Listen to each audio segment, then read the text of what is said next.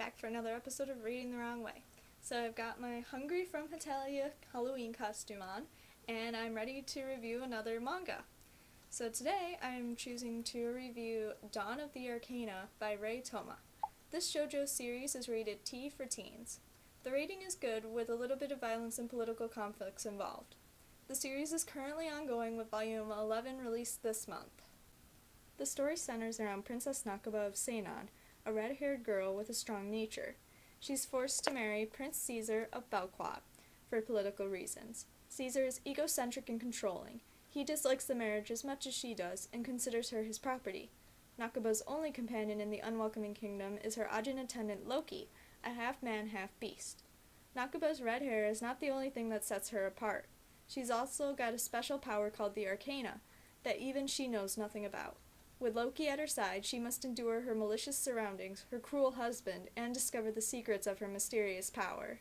So what do you need to know about this series? I want to begin by stating that I've only read the first 5 volumes, so my review will pretty much reflect what I've read up to that point. This series comes across almost like a reverse harem, though not quite as obviously as most of the others in the genre. Loki is the obvious first choice with his past friendship with Nakaba and how close he is to her. Caesar is the second. While he's spiteful and cold-hearted, he improves slowly as the story progresses. A few more male characters join in, but none of them seem right away to have a romantic feeling for Nakaba. This may change as the story progresses, but that's my initial observation. Nakaba, unlike most shoujo female leads, is strong-willed and has a feisty attitude.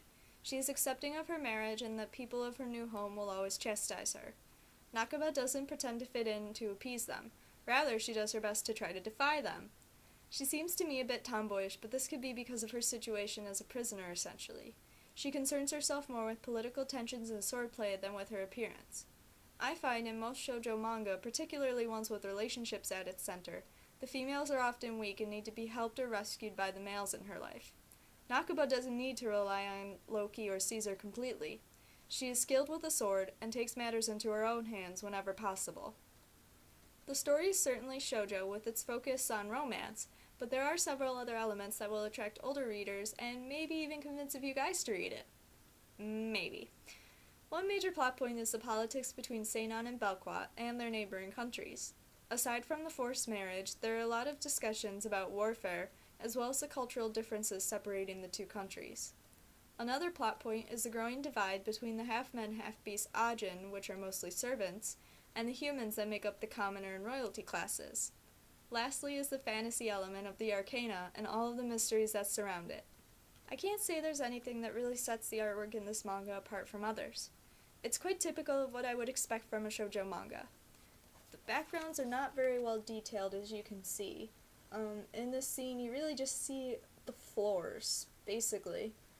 I, however, don't really see this as much of a hindrance on the story. In fact, it helps the story go along a lot faster. When I'm reading a series that is highly detailed, such as Clamp's works, I find myself lost in every single detail. While I love being so completely immersed in their work, it does slow down my reading of the story. This might be a good story for people that are too overwhelmed by Clamp's art and are looking for a good shoujo fantasy.